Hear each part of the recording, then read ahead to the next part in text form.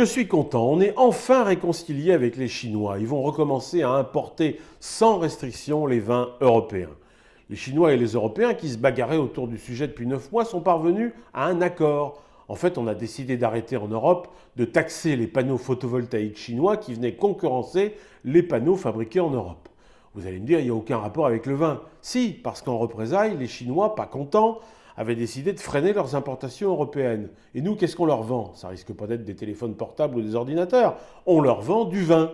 En plus, ils voulaient faire une enquête sur la manière dont l'Europe subventionne la filière pour démontrer que c'est une concurrence déloyale à leur propre production viticole. Bref, que des trucs pas sympas.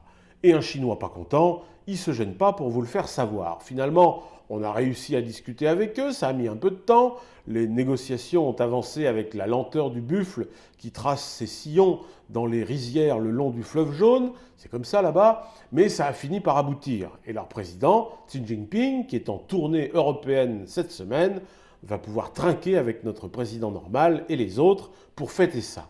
On l'a déjà dit, mais c'est là où l'on se rend compte que si les Chinois n'étaient pas là, le vin irait beaucoup plus mal en France et ailleurs. Ils sont formidables, ils achètent tout ce qui peut symboliser l'art de vivre en Europe, et notamment à la française où tout est plus raffiné qu'ailleurs.